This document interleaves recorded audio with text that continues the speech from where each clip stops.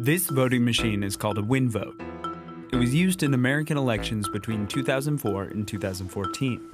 In 2017, it took hackers just a few hours to play Rick Astley on one of these at a cybersecurity conference. Although the win vote was out of use by then, the stunt pointed to a real problem. American voting machines are old and vulnerable. So why aren't states and counties paying to replace them? Never gonna give you up, never gonna let you down, never gonna run around and desert you. In most of the US, voting machines are over a decade old. In 2016, voters in these counties were using machines bought in 2008 or even earlier. At that time, this was America's most popular cell phone. Fast forward to 2018, and the greatest threat to these machines probably isn't hacking. They're not even connected to the internet, so remote, large-scale meddling would be almost impossible.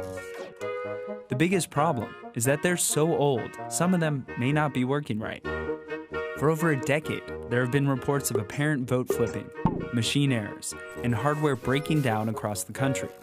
But even though this happens every election, very few machines have been replaced. And to understand why so many machines are failing now, you have to look back at the 2000 election between George Bush and Al Gore. And the lead story at this hour is the state of Florida is too close to call. A nation waits. Election officials decided to count all of the ballots by hand. Punch hole is called a chad. Pierced, but still attached. Hanging chad and whether it's an allowable vote. What ballots count and what ballots don't count. A hanging chad is the partially torn piece of paper left on a ballot that isn't fully punched out. When the 2000 election went to a recount, Florida officials had to figure out whether hanging chads represented a vote or not. Clearly punched their ballot correctly, and there's a hanging chad on the back. It may read one time as no vote, and then a second time as a vote. After the recount, frustrated officials started replacing their old machines with new electronic ones. Typically, state and local officials would pay for this on their own. But after the 2000 election fiasco, the federal government passed the Help America Vote Act, which provided several $1 billion to pay for new equipment. Congress has made a vital contribution to the democratic process.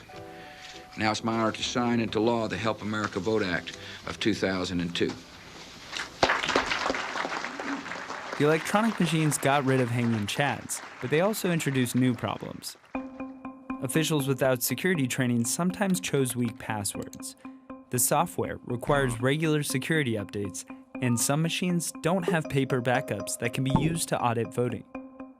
A recent report on election security says that conducting elections with paper-based voting systems is one of the most important steps states can take to improve election security. The Help America Vote Act was the first time the federal government provided funding for voting equipment. Now that money is running out, and many machines are failing. Without federal funding, some states, like New Mexico and Rhode Island, have provided money for new machines. But in other states, like New Jersey, officials continue to work with aging equipment. And there's a problem with relying on local funding. It can give an unfair advantage to larger counties.